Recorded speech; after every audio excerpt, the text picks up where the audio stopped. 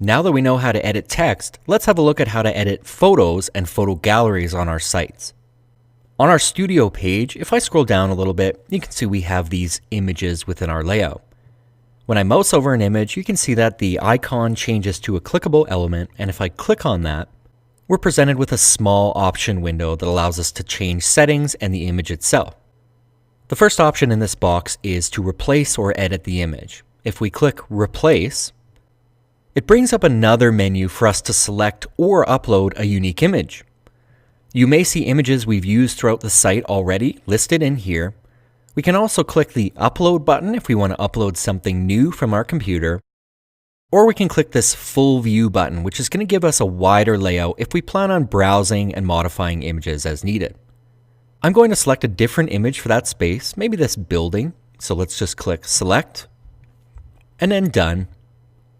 And you can see it's been replaced within our layout. If we needed to make a small edit to that image, we can click the Edit button. It brings up this photo editor, and we can do things like crop the image, resize it, flip it, or add overlays. I'm going to leave the image as is and click Save. And let's look at the remaining options within this menu. Below that we have Link Image. If we click on this option, it allows us to apply a link to the image, essentially making it a button to be clicked to another page.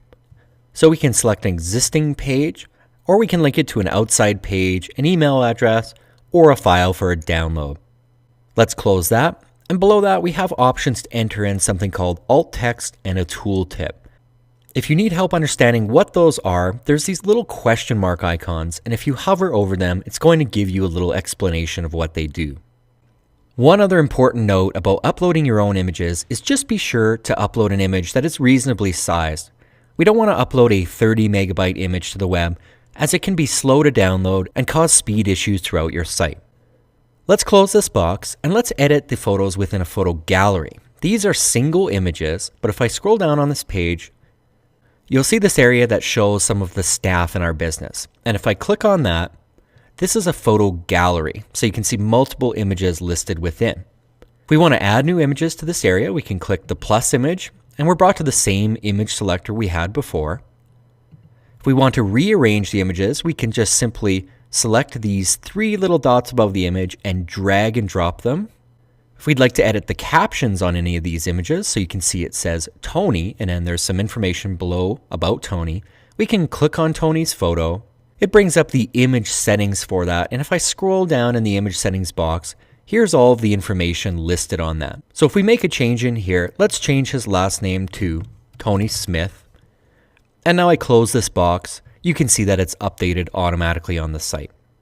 Another option that I have is to enable links on gallery images. So you can see the option here, and if I turn that on, what it's going to do is allow us to make these images clickable and go to other pages on the site.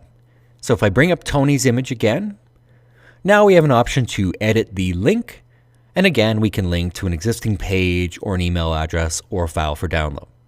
So editing a photo gallery is not that different from editing a single photo. However, you have a few more settings in terms of captions, the order of the images, and enabling links.